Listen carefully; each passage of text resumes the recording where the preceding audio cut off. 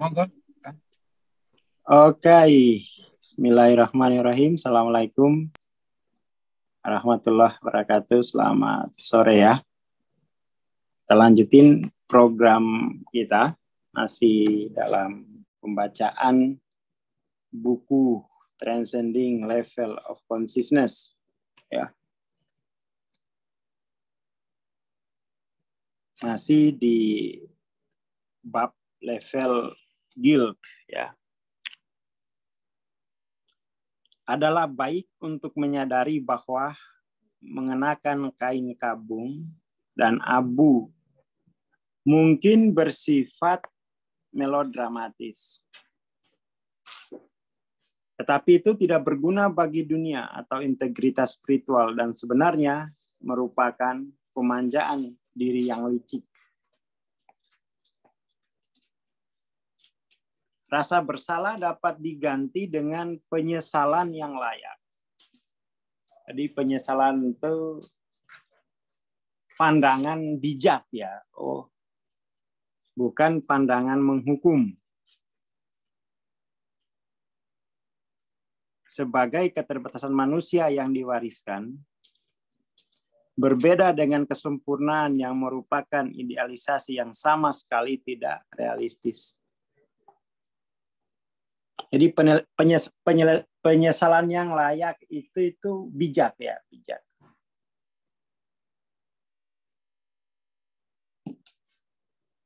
Rasa bersalah diringankan dengan penerimaan pembatasan yang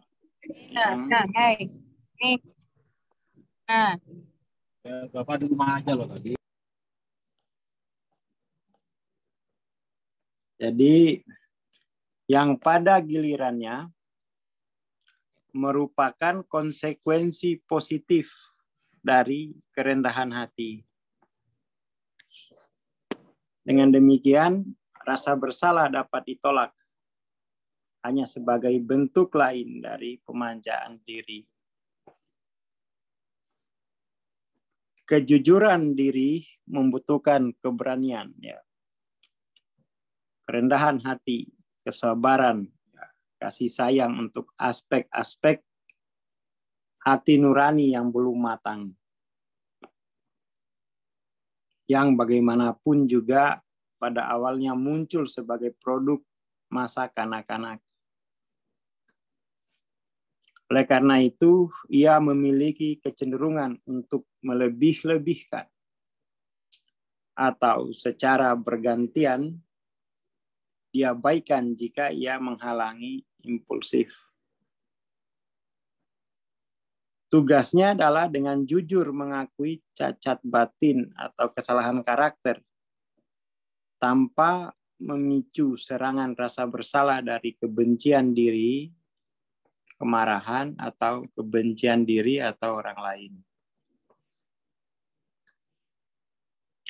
Ego atau pikiran adalah program, ya, serangkaian perilaku yang dipelajari dan tujuan utamanya adalah untuk melampaui pemrograman dan fungsinya berdasarkan kekuatan radiasi dari kehadirannya yang mengontekstualisasikan kehidupan yang dengan ramah.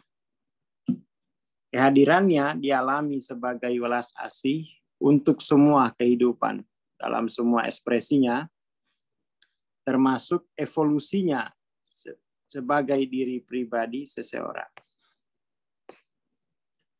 Jadi ini ya, tadi kita di kantor itu ada kelas khusus ya, kelas khusus untuk kan apa yang sudah mentoring itu. Banyak yang tinggal di sekitar kantor PCI. Ada yang sudah 2 tahun, Bu Latifah OTW 1 tahun. Lalu kemudian tuh kadang kalau ada apa kelas gitu, ya kita panggil gitu ya. Dan tadi salah satu kita bahas tuh bagaimana cara memahami evolusi spiritual ini. Tadi kita bahas ya jangan sampai kemudian tuh evolusi spiritual ini dipahami secara linier. Dari insting, lalu kemudian ke nalar, lalu kemudian ke spirit. Kalau dipahami evolusi linier, ini berarti kan sebuah pencapaian kan. Soalnya kalau di agama dia menggunakan kata taubah, tawabah. Tawabah itu artinya kembali. Artinya ini kan bukan proses evolusi linier. Berarti kan prosesnya minanur ila dulumat, lalu minad dulumat ila nur, disuruh kembali. Ya kan? Jadi konsep evolusi spiritual yang dibahas di sini itu pakai konsep kembali. Karena perjalanan ini awalnya minanur ila dulumat, lalu disuruh kembali minad dulumat ila nur. Saya menggunakan logika semacam itu. Menggunakan logika redaksi di Quran. Makanya sensitif dengan pembacaan bahwa kita mewarisi ego itu dari binatang. Itu agak getar itu. Nggak bisa, enggak. Ini sindrom saja. Ini sindrom. Dia hanya sindrom. Karena konsepnya kamu kembali. Taubah, tawabah itu artinya kembali. Berarti kan kalau kembali itu kita dalam perjalanan kan. Berarti sebelumnya sudah di sana gitu. Dari sana kemudian tuh menuju sana. Itu penting kita memahami evolusi spiritual ini. Akibatnya pengampunan menggantikan penghukuman, yang merupakan tanda bahwa sekarang aman untuk melangkah lebih jauh ke dalam batin yang serius tanpa tekanan yang tidak semestinya. Proses di atas mewakili kebijaksanaan kolektif dari totalitas kelompok swadaya. Ini ceritain ada ya kelompok swadaya 12 langkah yang sangat sukses di Amerika. Ini juga mewakili premis dasar yang diikuti dalam analisis mendalam seperti psikoanalisis, di mana aturan dasarnya adalah untuk selalu mendekati eksplorasi konflik intrapsikis terlebih dahulu dari sisi superego. Juga bermanfaat untuk mengingat bahwa dunia mendapat manfaat dari kebijaksanaan, bukan dari kebencian, kesalahan, dan rasa bersalah. Di jalan penemuan batin, seseorang menemukan kenangan dan peristiwa yang pantas disesali dan hanya menghasilkan keputusan untuk berbuat lebih baik. Alat lain yang sangat berguna dalam pekerjaan spiritual dan terapeutik adalah rasa humor untuk mengimbangi kelemahan teater duniawi yang absurd dan sling dan panahnya dan arahnya yang keterlaluan. Humor adalah konsekuensi melihat melalui ilusi paradoks. Sementara guru-guru besar mengajarkan bahwa cacat dasar manusia adalah ketidaktahuan, akan lebih membantu untuk melihat keterbatasan manusia sebagai kenaifan, terutama merupakan kekurangan. Jadi ya ini memang bahwa kelemahan manusia yang terlihat di dunia, ya, terperagakan di dunia, harus dipahami secara ya semi problematis saja, bahwa itu adalah Ya karena memang level evolusinya di situ. Level evolusi jiwanya memang seperti itu. Hanya saja memang yang miris. Yang miris itu adalah dia tidak mau belajar untuk mempercepat. Lalu kemudian tuh akhirnya kalang kabut merespon dunia. Dengan persiapan yang memadai, kerja batin dan kejujuran diri yang sangat ketat dapat dilakukan dengan aman, tanpa jatuh ke dalam rasa malu, putus asa, menyalahkan diri sendiri, depresi, atau kehilangan harga diri. Seperti dikatakan penjahat ketika tertangkap basah, ya tidak ada orang yang sempurna, bukan? Sama teman saya ketika ditilang tilang polisi. Lari dulu dia. Lari gitu. Terus ditanya, kenapa kamu lari? Saya kira Bapak nggak akan bisa ngejar saya. Gitu. Polisinya tertawa gitu. Kenapa kamu lari menghindari petugas? Saya kira Bapak nggak akan bisa mengejar saya.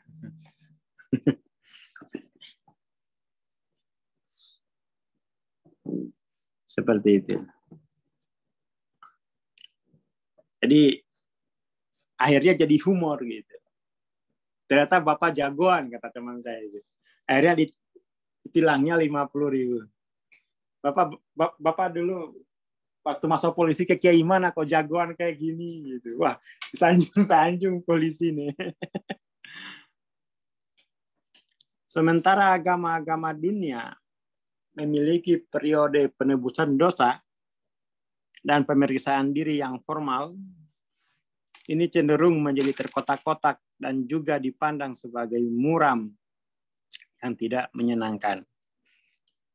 Pekerjaan rohani yang matang menghasilkan pertumbuhan dan pendidikan yang bermanfaat yang menuntun pada kebahagiaan dan sukacita yang lebih besar. Tobat bersifat episodik, sementara pertumbuhan rohani adalah terus-menerus, berkelanjutan. Ini pemahaman tobat yang keliru di masyarakat. Tobat itu artinya kapok, jangan diulangi.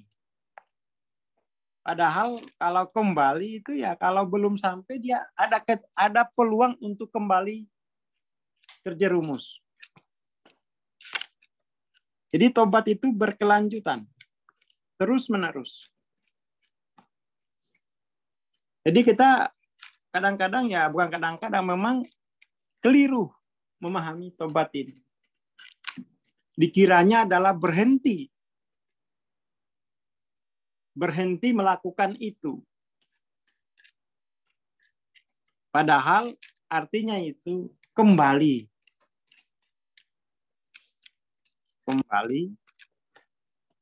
dari menghadap katakan dari sini, dari survive, ini tobat nih, adaptif,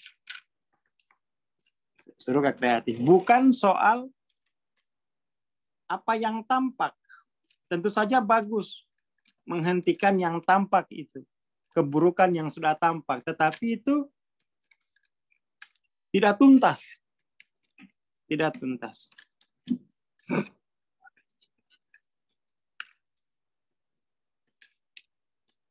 Seperti itu. Jadi kayak doa wudhu itu kan, doa selesai wudhu itu kan tawaf kan. Yaitu untuk pensucian diri dia harus balik terusnya. Dia harus balik. Kemudian mari kita masuk ke teologi dan rasa bersalah.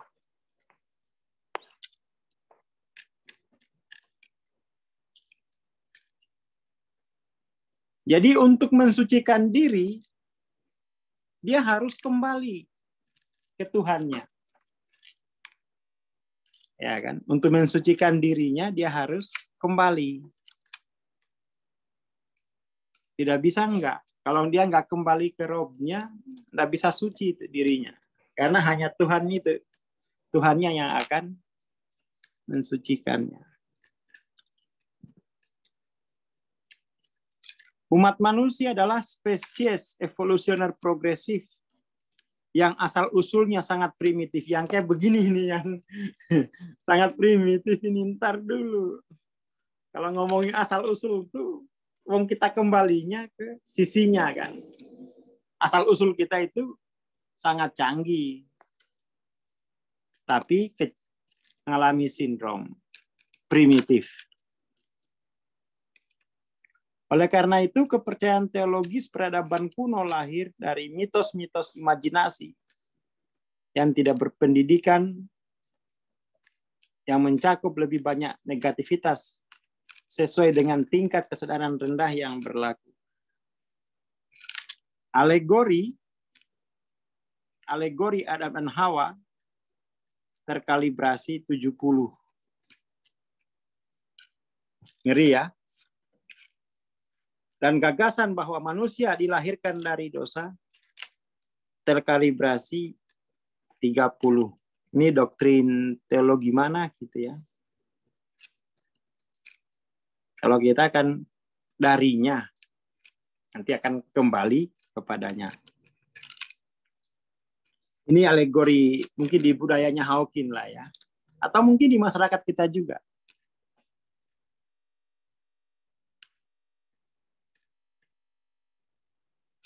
Sebuah pandangan alternatif yang berasal dari penelitian kesadaran adalah bahwa manusia pada dasarnya muncul sebagai tidak bersalah, tetapi bodoh. Itu terkalibrasi 200. Dia tidak bersalah, tapi hanya bodoh.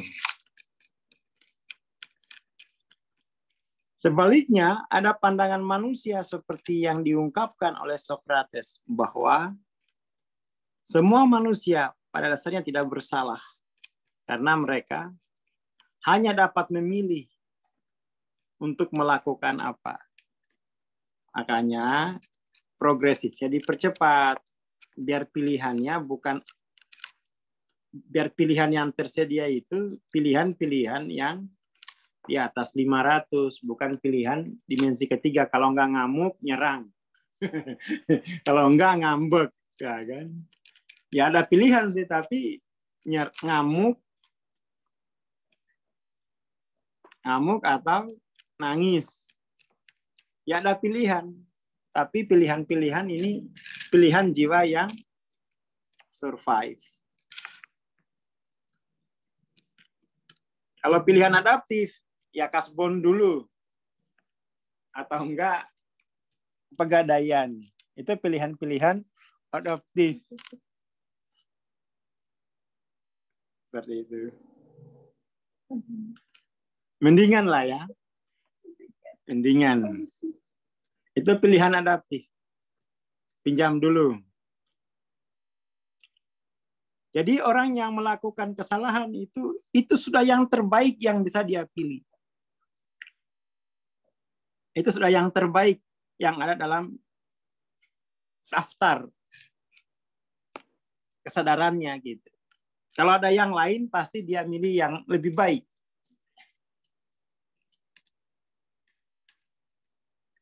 Ya, itu akibat dari terlalu lama dia di survive. Terlalu lama. Atau terlalu lama adaptif.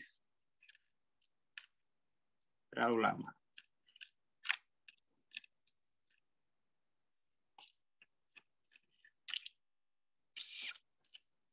Jadi apapun yang mereka lakukan itu sudah pilihan terbaik dalam versi mereka. Sudah pilihan yang terbaik. Tetapi mereka tidak dapat membedakan kebaikan sejati dari ilusi palsu dunia. Ya karena LOC tidak cukup. Maka kemudian tuh pernyataan Socrates bahwa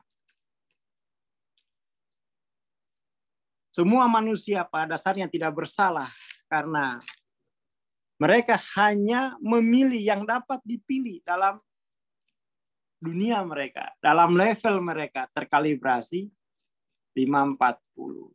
Ada belas asih lah ya dalam pandangan Sokrates ini. Kalau tadi kan ada sedikit ininya ya. Pada dasarnya orang tidak bersalah tapi bodoh. Itu 200. Tapi kalau Sokrates ini menenangkan bahwa inilah fitur terbaik yang ada dalam levelnya. Jadi alih-alih kita membenci atau mengambil jarak dengan ini, kemudian kita akan melihatnya dengan penuh belas asih. Mesake. Hanya itu yang tersedia. Ini seperti misalnya ada apa ya? Cerita-cerita di dunia spiritual. Ada orang dipatuk ular, lalu dia menyerang, lalu muncul bahwa ya ular itu hanya begitu. Itu bukan mau nyerang kamu, itu mau apa namanya? Mau beri salam. Loh itu kan cerita, ada cerita begitu kan yang berkembang. Ada ular kan di mana itu ya? Di gua mana tuh? Di gua Sur apa ya? Yang Nabi tidur di pahanya Abu Bakar, dipatok ular kan Abu Bakar. Lalu sama Nabi itu ularnya dipanggil, kamu kenapa, kamu kok berani matok sahabat tuh? Oh enggak.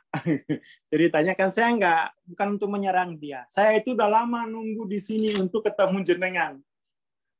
Saya mau salam dia halangi ya. Hanya ini yang bisa saya lakukan gitu. Dikali salam tempel gitu ya. Jadi mereka tidak jahat. Hanya itu yang bisa. Pilihan terbaik, sikap terbaiknya hanya itu gitu. Di 540 gitu. Penelitian ekstensif serta pengalaman klinis dan spiritual, sejarah dan penyelidikan menguatkan kebenaran Sokrates.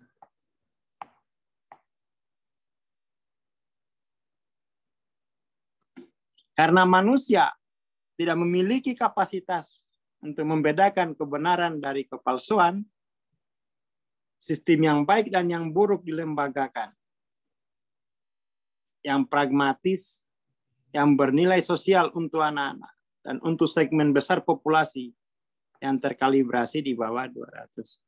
Akhirnya, ya sistem yang baik dan yang buruk itu dilembagakan. Yang baik di sekolah, yang buruk di penjara.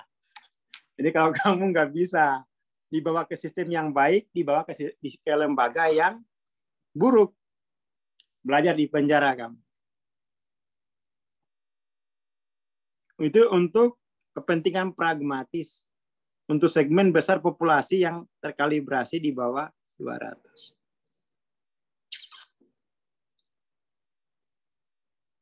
Ya, betul. Ular hanya mengaktualkan potensinya. Tidak ada maksud untuk mencelakai kita gitu. Karena yang tidak berevolusi atau tidak dewasa tidak memiliki akal sehat, standar spiritual, etika atau moral, mereka dipandu oleh aturan tentang baik dan buruk. Jadi penting juga itu Mas Imam, ancaman surga dan neraka itu penting untuk mengakomodir ya segmen pasar besar populasi di bawah 200. Jadi penting ada ancaman surga neraka. Penting bagi yang masih ego gitu. Jadi itu sistem pedagogi kan. Di bawah tingkat kesadaran 200 tidak ada kepedulian terhadap orang lain. Dan oleh karena itu mereka harus diberi diktum surga atau neraka. Baik dan buruk karena kurangnya kesadaran.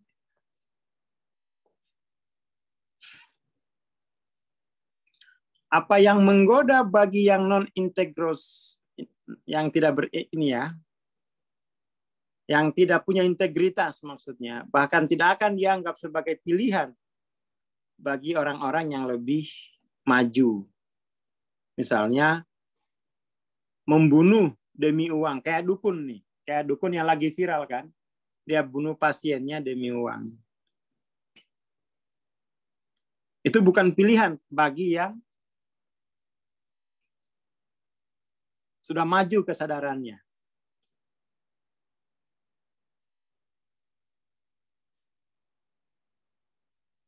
Kejahatan berhubungan langsung dengan tingkat kesadaran pribadi. Napi di penjara rata-rata terkalibrasi 50. Kayaknya sih memang benar ya. Mereka udah putus asa dengan dunia. Dengan demikian, rasa bersalah berfungsi sebagai fungsi yang berharga secara kolektif, di mana ia sesuai sebagai penyeimbang sosial untuk bertindak berdasarkan naluri primitif. Kita tuntasin ya, sampai 2 paragraf lagi. Ada nilai yang mirip dengan rasa bersalah, baik buruk pada anak-anak, yang juga tidak memiliki rasa realitas. Dalam hal ini, rasa bersalah memiliki aspek positifnya sebagai penghambat penyeimbang terhadap dorongan naluria primitif yang tidak terkendali dari ego tidak beradab, yang tidak berevolusi. Menolak evolusi, gitu ya. Menolak kembali.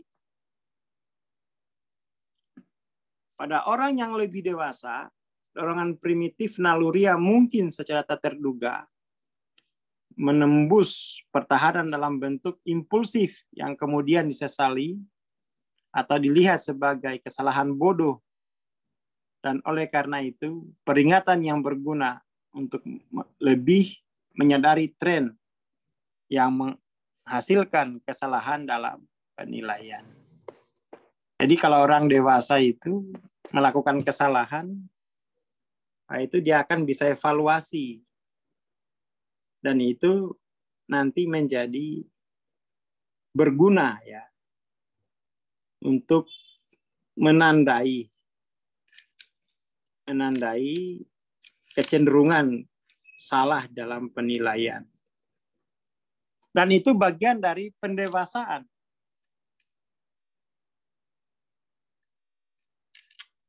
Bagian dari pendewasaan.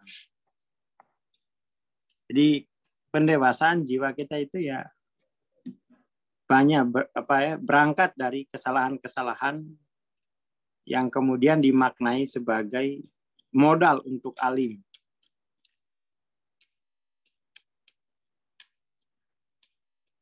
Beberapa tingkat penyesalan dan penyesalan atas kesalahan masa lalu tidak bisa dihindari. Dan itu berkontribusi pada pengembangan welas asih untuk diri sendiri dan orang lain. Jadi ada keterbatasan konteks.